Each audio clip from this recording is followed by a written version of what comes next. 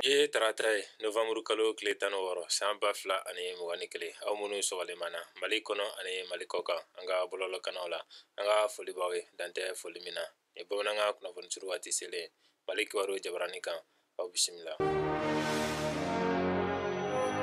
Faso nafolo burujali kiiri sɛbɛn 18 bɛ Bamako weleli kiiriso bolo. Kiiri tigɛba kɛrɛnkɛrɛnnen ta ko filanan baaraw daminɛna kunun ntɛnɛn Novembre kalo tile 15 san 2021 Bamako weleli kiiriso b'a la a ɲɛsin bɛ kiiri sɛbɛn 18 ma mɔgɔ 50 kɔ an'u jɛɲɔgɔn 67 kun kan waleya 20 kɔ la nominɛni kɛlen don faso nafolo burujali la kalo kelen ɲɔgɔnna bɛna kɛ kiiri in na k'a daminɛ Novembre kalo tile 15 ka se Décembre kalo tile 10 ma san 2021 kiiri lajɛ daminɛni ɲɛmɔgɔya tun bɛ Procureur Général Arizo Mayiga bolo a ka fɔ la dan tɛna kɛ kasoladon ma bilen i nɔ minɛlen don ko min na n'o jɔrɔ i la i b'o sara alimani bɛ ben i kan wa i bɛ laban ka kaso kɛ a sɔrɔla ka sara kiiritigɛlaw la u k'u jilaja f'u ka se ka siri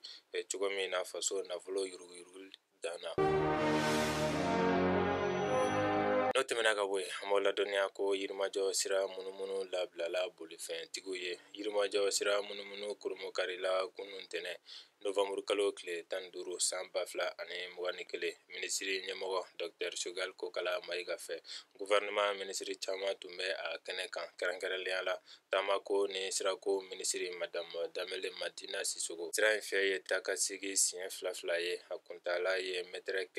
196 ye min y'a dilan ni musaka ko ye o bɛnna CFA wari miliyari 40 ma gouvernement fɛ. Degun min tun bɛ sira in taamani na nin bɛna kɛ sababu ye ka caman bɔ o la baaraw waleyara cakɛda ARASEL de fɛ.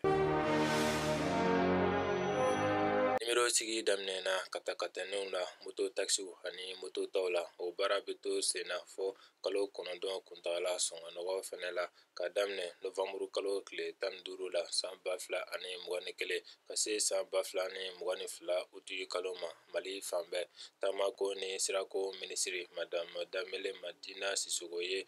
nimero sigi baara daminɛ ni yamaruya di kunu a ɲɛsin bɛ katakatɛnɛw moto taxiw ani moto tɔw ma moto boli yamaruya sɛbɛn dilali b'o la sɛbɛn min bɛ wele tubabukan daɲɛsurunna ko carte grise n'o bɛ jate bolifɛn wolo sɛbɛn ye o dilanni musaka ye CFA wari dɔrɔmɛ 1500 ye min ye moto boli yamaruya sɛbɛn ye o bɛ dilan CFA wari dɔrɔmɛ 1000.